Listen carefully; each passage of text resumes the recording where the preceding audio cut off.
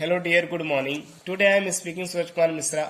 Today I am going to discuss about the what is internet, and this is the 2011 UP board computer paper जो पूछे गए थे उसके solution है। तो प्लीज ध्यान से आप लोग पढ़िएगा और देखिएगा। Internet stand for international network which began in 1950s by Vint Cerf एक साइंटिस्ट थे जिनको इंटरनेट का फादर कहा जाता है। Term internet is derived from two words interconnection and networks. तो इंटरनेट का मतलब क्या होता है कि इंटरनेट दो डिवाइसेस को कनेक्ट करता है। जनरली दो डिवाइसेस की अगर बात करें तो दो कंप्यूटर हो सकते हैं, एक कंप्यूटर एक मोबाइल फोन से हो सकता है। तो बेसिकली इंटरनेट को चलाने के लिए हमें इलेक्ट्रॉनिक डिवाइस की नीड पड़ती है। Also referred as net. Internet is a network of network. Internet जो होता है वो नेटवर्क ऑफ नेटवर्क होता है that consist millions of private and public network of local to global scope basically. तो इंटरनेट क्या होता है हमारा नेटवर्क ऑफ नेटवर्क, मतलब नेटवर्क का भी नेटवर्क होता है जो बहुत सारे डिवाइसेस को कनेक्ट करता है। दैट डिवाइस में भी पब्लिक और प्राइवेट। पब्लिक कहने का मतलब होता है कि आप चाहे एक बड़ी ऑर्गेनाइजेशन में काम कर रहे हो, उस ऑर्गेनाइजेशन को दूसरे ऑर्गेनाइजेशन से कनेक्ट कर सकते हो। प्राइवेट का मतलब if you want to create your own network then also you can use internet. Network of local to global scope. Basically network is a group of two or more computer system link together. मतलब जो network होता है computer वो computer network is a group of two or more computer system which linked together. मतलब जो computer network होता है वो दो या दो से अधिक कंप्यूटर का क्या होता है कॉम्बिनेशन होता है जो एक दूसरे से लिंक होते हैं। Now we will talk about the history of internet. In 1969 the university of California at Los Angeles the university of were connected as the beginning of the ARPANET। ARPANET organisation थी हमारी जिसके द्वारा USA में California के student और angels university के student ने इस बारे में डिस्कवर किया। जो इंटरनेट का डिस्कवर हुआ वो ARPANET ऑर्गेनाइजेशन के द्वारा हुआ था। जब इस इंटरनेट का आविष्कार हुआ advance research project agency network के द्वारा, तो जो उसकी डेटा ट्रांसमिशन की स्पीड थी 50 kbps मतलब किलोबिट पर सेकंड थी कि मतलब इतने स्पीड से हम डेटा को ट्रांसफर कर सकते थे। It was the world first operational packet switching network. मतलब ये जो नेटवर्क था पूरे विश्व का पहला नेटवर्क था जिसके माध्यम से हम किसी भी डेटा को एक जगह से दूसरे जगह पर भेज सकते थे। The goal of this project was to connect at different university and US defence. मतलब जब ARPANET के द्वारा इंटरनेट का आविष्कार किया गया था तो इसमें क्या होता था कि एकेडमिक हम तो इंफॉर्मेशन को सर्च कर सकते थे। जैसे सिंपली अगर बात करें दो यूनिवर्सिटी को या दो ऑफिस को कनेक्ट करना तो that condition it can be possible, it could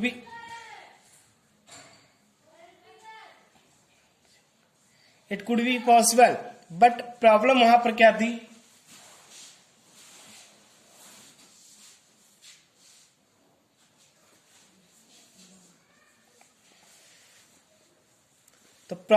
क्या थी डियर कि इसमें तो हम एकेडमिक रिसर्च या कोई ऐसी इंफॉर्मेशन को सर्च कर सकते थे, लेकिन अगर हमें कोई बिजनेस करना होता था तो इस नेटवर्क में ऐसा पॉसिबिलिटी नहीं था। तो और नेटवर्क को सफिशिएंट या और यूजफुल बनाने के लिए हमारे पास जब ARPANET के बाद हमारे पास दूसरी एक एजेंसी आई जो the national science foundation created a new high capacity network called the NSFNet which was more capable than ARPANET। तो ARPANET के बाद एक दूसरी एजेंसी आई हमारे पास NSF, जिसका stand for national science foundation. यह भी एक ऑर्गेनाइजेशन थी जिसके माध्यम से एक नेटवर्क को भी बनाया गया। जो NSF के द्वारा नेटवर्क बनाया गया वो बहुत ज्यादा पावरफुल था। मतलब NSF जो नेटवर्क बनाया गया था वो बहुत पावरफुल था देन ARPANET से। इसके द्वारा हम कोई भी डेटा सेंड तो कर सकते थे बहुत हाई स्पीड से, बट इसमें भी एक प्रॉब्लम थी। The only drawback of NSF net was that it allowed only the academic research on its network, not any kind of private business it on it. So private organization and people started working to build their own network. मतलब इसमें क्या drawback थी, जब NSF net के द्वारा कोई भी internet का बनाया गया तो इसमें हम एकेडमिक रिसर्च तो कर सकते थे, मतलब कोई भी इंफॉर्मेशन सर्च या फाइंड कर सकते थे, लेकिन इसमें भी प्रॉब्लम थी कि अगर हम कोई प्राइवेट बिजनेस करना चाहते थे इसके माध्यम से तो नहीं कर सकते थे। सो प्राइवेट ऑर्गेनाइजेशन, तो कुछ दूसरी प्राइवेट एजेंसियां ने मिलकर इस पर काम किया अपना खुद का नेटवर्क बनाने के लिए, which were later interconnected with ARPANET। फिर उसके बाद कुछ प्राइवेट एजेंसी ने काम करना स्टार्ट किया इंटरनेट को बनाना।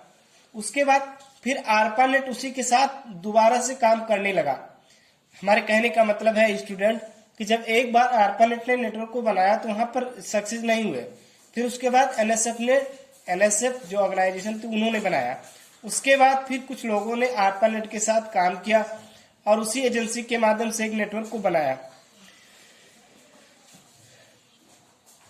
उसके बाद जब ARPANET and NSF to form of internet, मतलब जब दोनों एजेंसी ने मिलकर काम किया तो वहां पर एक नेटवर्क का आविष्कार हो गया। Now we will see here again what is the advantage of internet. Greater access information, reduce research times. अगर बात करें डियर स्टूडेंट की एडवांटेज क्या होते हैं इंटरनेट के, तो सबसे बड़ा इंफॉर्मेशन होते हैं। किसी भी इंफॉर्मेशन को आज के डेट में अगर हमें चाहिए, कोई भी इंफॉर्मेशन किसी भी प्रकार का, वेदर दैट इंफॉर्मेशन में भी स्टडी रिलेटेड, चाहे आपका इंफॉर्मेशन स्टडी रिलेटेड हो या कोई ऐसी इंफॉर्मेशन है जो आपको बहुत ज्यादा इंपॉर्टेंट है, जैसे गवर्नमेंट हमारी है, गवर्नमेंट के द्वारा हम किसी इंफॉर्मेशन को गवर्नमेंट से पाना चाहते हैं, तो दैट कंडीशन में हम by the internet help we can also get from government. Allow you to easily communication with other people. अगर आज के डेट में आप एक दूसरे से कम्युनिकेशन करना चाहते हो, बातचीत करना चाहते हो, अपने व्यू को रखना चाहते हो, तो दैट कंडीशन में आप एक दूसरे से बातें भी कर सकते हो इंटरनेट के माध्यम से। Global research enables one two connect anyone on the internet. मतलब अगर ग्लोबली की बात करें, पूरे वर्ल्ड की बात करें, अगर जो हमारे डेटा सेंड किए जाते हैं, जैसे अगर बात करें कि इंडिया में कोई व्यक्ति बैठा है, इंटरनेट का यूज करता है, अगर उसे ऑस्ट्रेलिया या चाइना या यूएसए जैसे कंट्री में अगर हमें कोई डेटा भेजना है तो also it can be possible by the internet. तो next we will see here publishing document on the internet से पेपर्स। अगर आज के डेट में बात करना है कि हमें कोई भी इंफॉर्मेशन को सेंड करना है बाय द इंटरनेट के माध्यम से, अब जैसे मान लो कि अगर कोई इंफॉर्मेशन होता है, जैसे ईमेल हो गया, अब ईमेल हम जब सेंड करते हैं तो उसमें हमारी पेपर की रिड्यूस होती है और हमारे पास जैसे हमारी मार्कशीट है, तो आज के डेट में बहुत सारी गूगल ड्राइव्स होती हैं, बहुत सारी क्लाउड कंप्यूटिंग है, बहुत सारे डेटा को हम ऑनलाइन सेव कर सकते हैं। तो ऑनलाइन सेव करने के बाद हम कहीं से भी उस इंफॉर्मेशन को एक्सेस कर सकते हैं। नेक्स्ट फिफ्थ एडवांटेज क्या है, valuable research resources for companies to advertise and conduct business. किसी भी तरह का अगर हमें ऑनलाइन बिजनेस करना है या किसी मान लो कि जैसे हमारे पास बहुत सारी ऑर्गेनाइजेशन होती है जो अपना बिजनेस ऑनलाइन करना चाहती है, जैसे हमारे पास है Flipkart is an online e commerce website. अगर फ्लिपकार्ट वो अपनी इंफॉर्मेशन जनता तक पहुंचाना चाहती है तो जनता तक आज के डेट में पहुंचाने के लिए बस एक ही एडवर्टाइजमेंट निकालना होता है, अपनी कंपनी के बारे में बताना होता है तो और अपने बिजनेस के बारे में बताना होता है, लोग वैसे सोशल मीडिया पर देख लेते हैं उसको। तो ये सब चीजें बहुत इजी है और पॉसिबल है। Disadvantage of internet, cyber frauds. पहले अगर बात करें इंटरनेट के, अगर किसी चीज के एडवांटेज होते हैं तो उसके डिसएडवांटेज भी होते हैं। पहला, साइबर फ्रॉड्स में take place involving credit debit cards numbers and detail. Cyber fraud आप लोग जानते ही हो क्या होते हैं कि जैसे मान लो कि अगर आज के डेट में अगर कोई ऑनलाइन ट्रांजैक्शन आप करते हो, ऑनलाइन पैसा एक दूसरे के माध्यम में भेजते हो, एक दूसरे तक पहुंचाते हो, तो ये बहुत इजी प्रोसेस है कि हम एक अपना कोई भी ट्रांजैक्शन है पैसा एक दूसरे तक भेज सकते हैं। लेकिन अगर प्रॉब्लम होती है वहां पर, जैसे हम कोई हमारे पास ऐसी लीगल और इलीगल वेबसाइट है, इलीगल मतलब जैसी फ्रॉड वेबसाइट हमारे पास है, तो हमें गलत वेबसाइट पर अगर हम कोई अपना डिटेल की एंट्री कर देते हैं तो वहां पर हमारे साथ फ्रॉड हो सकता है। इसलिए हमें जब भी कभी ऑनलाइन ट्रांजैक्शन या ऐसी चीजें करना चाहिए तो उससे हमें पहले इंश्योर कर लेना चाहिए कि क्या ये ऐप या एप्लीकेशन सही है, कि वेबसाइट के बारे में उसके बारे में जान लेना चाहिए कि ये वेबसाइट क्या हमारे लिए सुटेबल है, यूजफुल है, ताकि हम इस पर कोई भी इंफॉर्मेशन भेज सकते। तो अगर आप गलत वेबसाइट को सिलेक्ट करते हो और अपनी एंट्री को डालते हो उस पर, तो आप वहां पर फ्रॉड का शिकार हो सकते हो। इसलिए हमें कोई भी ऑनलाइन ट्रांजैक्शन करने से पहले इंश्योर कर लेना चाहिए क्या ये वेबसाइट सही है या नहीं। Second disadvantage, internet is a major source of computer virus. Generally हम जानते हैं कि वायरस के बारे में आप लोग को पता है कि वायरस कंप्यूटर में कैसे आते हैं। तो इंटरनेट जो होता है बहुत बड़ा सोर्स होता है इंटरनेट कंप्यूटर वायरस के लिए। Much of the information is not checked and may be incorrect और इरिलेवेंट। जो भी ऑनलाइन इंटरनेट के द्वारा इंफॉर्मेशन भेजी जाती है, बहुत सारी ऐसी इंफॉर्मेशन होती है जो चेक नहीं होती है, लेकिन वो इंफॉर्मेशन भेज दी जाती है किसी के बारे में। जैसे कोई टिप्पणी आजकल सोशल मीडिया पर करता है, किसी लीडर के बारे में बताना होता है, तो वो इंफॉर्मेशन हम बिना इन्वेस्टिगेट किए ही भेज देते हैं एक दूसरे तक। तो ये सब हमारा रीजन हो सकता है फ्रॉड, डिसएडवांटेज हो सकते हैं इंटरनेट के। Message sent across the internet can be easily intercepted and are open to abuse by other. मतलब कोई भी किसी भी तरह का मैसेज हो आप आसानी से भेज सकते हो, लेकिन वो मैसेज आप जब जिसको भेजते हो, अगर किसी के बारे में कोई ऐसी टिप्पणी करते हो जो कि इलीगल है, तो आप अगर दूसरे के बारे में बुराइयां करते हो इलीगल तरीके से by the social media, bye the internet, तो आपको जो जिसके पास आप कोई इंफॉर्मेशन भेजते हो वो आपको कुछ अब्यूज भी दे सकता है, या ऐसे कुछ रीजन हो सकते हैं जो आपको पनिशमेंट कर सकता है। आप बहुत सारे चीजों का शिकार भी हो सकते हैं, मिसयूज कर सकते हो किसी के इंफॉर्मेशन को। तो ये सब चीजें इंटरनेट के द्वारा पॉसिबल हो सकती है। On the internet is always available unsuitable and undesirable material available that sometimes are used by notorious people such as terrorist. अगर बात करें इंटरनेट की, तो इंटरनेट पर बहुत सारे ऐसे भी इंफॉर्मेशन होते हैं जो अगर किसी फ्रॉड व्यक्ति के पास पहुंच जाए वो इंफॉर्मेशन, तो हमारा सारा डेटा लीक हो सकता है।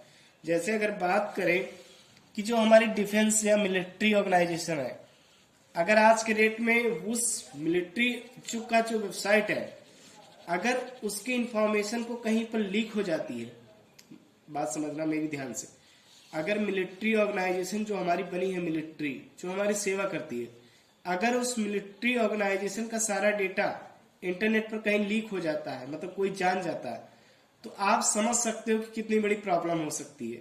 उसे हैकर भी हैक कर सकते हैं और हमारे सारे कॉन्फिडेंशियल चीजों को वो जान सकते हैं। अब जब हमारी कोई कॉन्फिडेंशियल चीजों को अगर जान सकता है तो हमारे लिए प्रॉब्लम वहीं पर क्रिएट हो जाती है डियर।